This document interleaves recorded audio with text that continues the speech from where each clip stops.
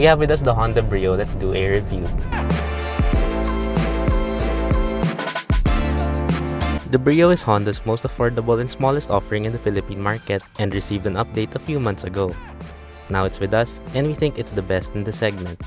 By the way, this competes with the likes of the Toyota Wigo and Suzuki Celerio. What we have here is the top spec 2023 Honda Brio 1.2 RS Black Top, and it's priced at 863,000 Philippine pesos. Exterior first, the Brio remains my favorite in terms of design among small hatchbacks with its sporty front fascia, with the new larger RS mesh grille, the new multi-reflector LED headlights, and updated bumper. LED fog lights are also present on this variant. The side is largely the same as before, still simple but very sleek. The 15-inch alloy wheels for this RS have been updated with a dark silver finish and are wrapped in Bridgestone Potenza tires. Also, since this is the RS, side skirts are present. You'll also notice the blacked out caps for the power folding side mirrors and the black roof for added sporty effect. The rear is largely the same, with small differences on the bumper but hardly noticeable. Taillights are still halogens, unfortunately, but this is a cheap car anyways. A rear tailgate spoiler is also here on the RS as well as the RS badge. Opening the tailgate reveals one of the Brio's strengths, and that's space, which is a lot for a small car. Above 250 liters, which is enough for a large piece of luggage. You can also fold the rear seats, however it isn't flat. Still pretty good though. And now we're inside the Brio RS, but first let's start it because this is one of the few cars that still has a normal key. So this still doesn't get push button start, but I don't mind considering that this is quite affordable. So anyway, the Brio is very familiar inside. Still looks largely the same as it was before. Actually, it's basically the same. So the design here is still what you'd find from older Honda models like the Mobilio before, the old BRV, the Honda City before as well. So this should all look very familiar. Materials are also still the same, and as expected from a more affordable vehicle, they are all hard touch plastics. So you can see the whole dashboard is covered in hard touch plastics. I don't mind that because they do feel pretty good as well for its price point. Same on the door panels, all hard touch plastic, although the ones here in the door panel do feel a bit cheap compared to those in the dashboard, but still that's what I expected from this car. And anyway, they are generally high quality materials. And going back to the design, despite it being old, it still does look pretty nice, especially on this RS with these orange accents, which give it a little bit more character compared to the lower variants. And then for the steering wheel, it's still the same steering wheel that we had even if in the previous generation Brio, if I'm not mistaken. So it's not leather wrapped. I expected that as well, but thankfully, since this is a Honda, the material is pretty nice. And then we only have here our controls for our audio system, which we'll get to in just a bit. Also, it's only tilt adjustable, and again, expected, but thankfully the reach is not pretty bad as well. I don't have to stretch my arms that much, so this is fine as well. Then for the horn, it's just a usual small car horn, very cute sounding, but yeah, so very cute horn we have over there. Then for the instrument cluster, we have our usual analog gauges, very traditional. We don't really expect much at this price point as well. We do have a small display there for our trip computer, which you can adjust or cycle through with this button over here on top. So we have our odometer, our trip computer, our fuel economy, everything you'll need is over there at least. And here in the center, we have what's new for this update, which is a new 7-inch touchscreen infotainment system by Kenwood. And basically, it's just your usual aftermarket system over here, so very responsive actually.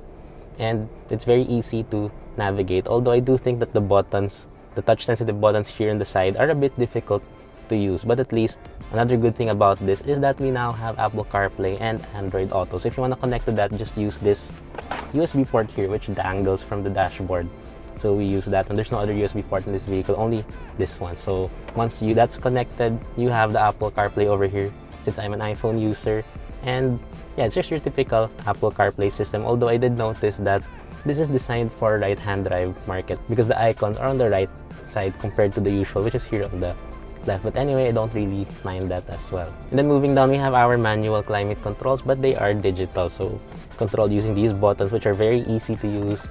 And then we have everything that you want to control is over here. None of that touchscreen nonsense in many modern cars these days, especially from China. And then moving down, we have loads of storage, which is another big plus for this small car. Loads of storage because we have two levels over here, one here on top, another one down there with our 12-volt power outlet. We have two cup holders, and we even have storage here on the dashboard, so that's really nice. And then over here in the center, we have our shifter, so traditional gear shifter with sport and low gears. And then over here, our traditional parking brake as well. And I also forgot to mention that this has a pretty good audio system. So with 6 speakers matched to this head unit over here, it's a lot better than I expected for a small hatchback, a budget car like this one.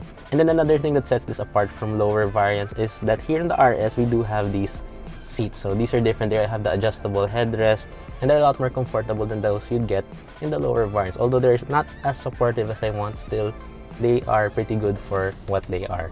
And now we're in the back seat of the Brio, and for a small car, this has loads of space back here. So leg room is all good, knee room, lots of it.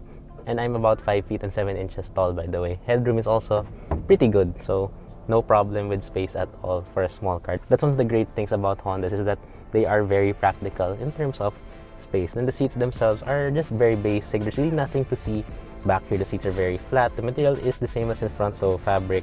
Then materials here in the door panel are also the same, hard touch plastic, as expected. So again, nothing much to see here. We do have 2 back pockets behind the front seats, a bottle holder here in the center, and more bottle holders on the doors as well. And now we're driving the Honda Brio RS, and I have to say that one reason that this is one of the best in the segment, or the best in the segment, is the way it drives. So let's start with the engine. So this is actually the most powerful in the segment and the one with the largest engine as well. So this is powered by a 1.2 liter 4-cylinder naturally aspirated iVTEC gasoline engine, and this produces 90 horsepower and 110 Newton meters of torque compared to a CVT. And those aren't exceptional numbers, but again, those are the highest in the segment. And the way that Honda has tuned this engine is actually why it is really good. So once you get moving, you will instantly feel how responsive the engine is, how responsive the throttle is to your input. So once you put your foot down, it responds instantly, which is something that makes this fun to drive. Obviously, it's not the most powerful, so you really feel a bit of that 90 horsepower. You really feel that you have less than 100 horsepower in this car. But again, it's a small car, it's very light, so that won't be a problem at all. Also, as usual with Honda CVTs, they are tuned really well. So the drone effect of this transmission is very minimal, although it does do it once you do push it really hard, but it's also not bad at all. And just overall with the engine, it just feels pretty good to have, especially when you're driving inside the city, where I drove this most of the time. And this is really designed to be a city car, and it's not only your point A to B car. I think it's actually a really nice toy for driving inside the city if you don't want to be bored when driving. And in addition, we do have that signature Honda sound when you floor the accelerator, which sounds really good.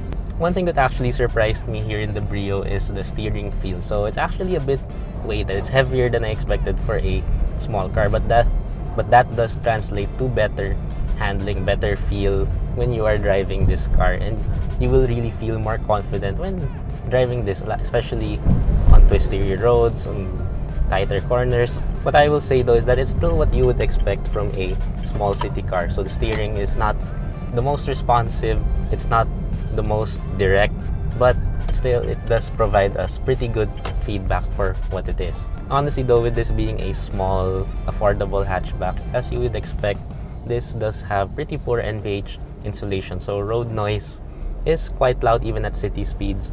Cabin vibrations are there, but they are pretty minimal, so that's decent. And then the ride quality is actually pretty good, so it's not too firm, it's not too smooth either. So it just really feels like a balanced car when it comes to NVH insulation. Also, if I'm not mistaken, this is the only 4-cylinder engine in the segment, so that also minimizes the vibrations coming from the engine, since its rivals, the Suzuki Celerio, the Toyota Wigo, both come with 3-cylinder engines. And as you know, 3-cylinder engines aren't the smoothest in terms of refinement. So this one is actually quite refined in terms of the engine. And we're now here in one of my favorite stretches of road. So let's put it on sport mode and then push the car a bit. So you can hear the engine does sound pretty good. It's not the fastest again, but being a Honda, it's tuned very well. The response is pretty good. It's not the quickest again. So yeah, all good when it comes to this. It's really fun to drive. And also the way it takes the corners is actually pretty good. And those tires really help in providing more grip for this vehicle. when you want to push it around. And of course, as you would expect from a tiny car like this, the turning radius is excellent. So you don't need much space to do a U-turn. And again, let's push that again.